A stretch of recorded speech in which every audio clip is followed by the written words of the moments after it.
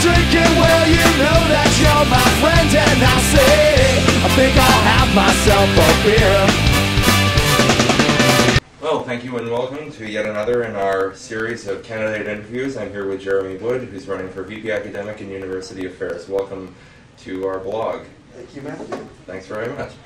So, why do you want to be VP Academic? Actually, I have a bit of an announcement to make to your viewers. Due to a number of issues, some of my personal life, academic, I've decided it's in my best interest actually to withdraw at this point. Oh, I've spoken to elections. That's settled, and I'm throwing my complete support and any resources that I can, and any support I have behind Sonia Puriwal for VP Academic and University Affairs. But I would be glad to talk about the issues. Well, this is a shocking announcement, and you heard it here first, everyone. Yeah. But, well, thank you for sharing this with us, and why did you decide to support Sonia?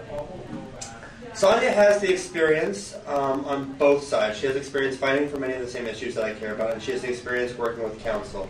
She knows the mechanisms of it better than I do. But unlike many of our other opponents, she both knows and cares about the issues. You wouldn't be too offended if I went a little negative on one of my fellow opponents, former opponents. No, you can go ahead. Johannes Raybon has been putting forward a lot of talking points. He talks about the farm, he talks about childcare, he talks about all those things.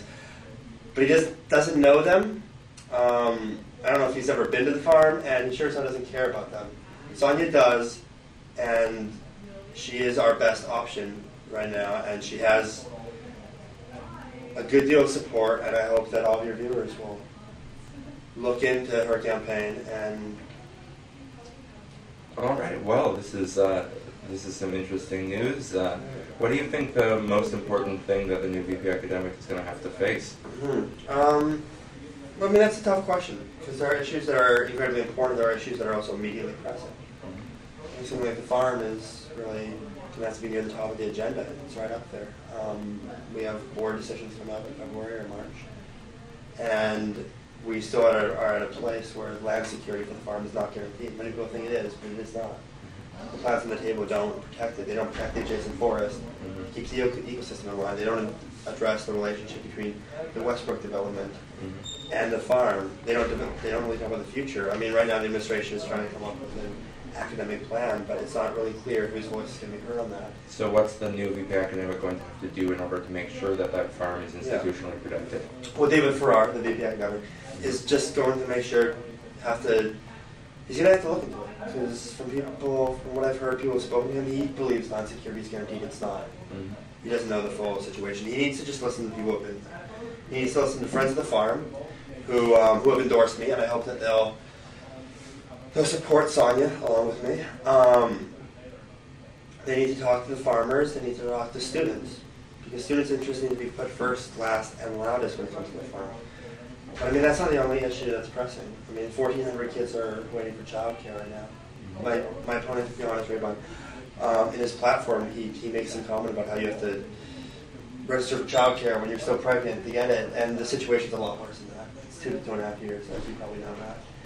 And after subsidies, it's still $700 to $1,000. It's not affordable. It's not available, and it's systematically excluding a lot of women, a lot of families on this campus from being able to continue their studies or take up jobs.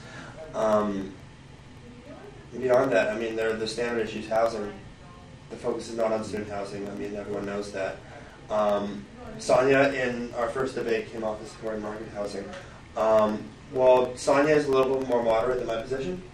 She views it as a nuanced issue where there needs to be a balance. I personally don't feel that any market housing is acceptable until the issues of student housing are taken care of.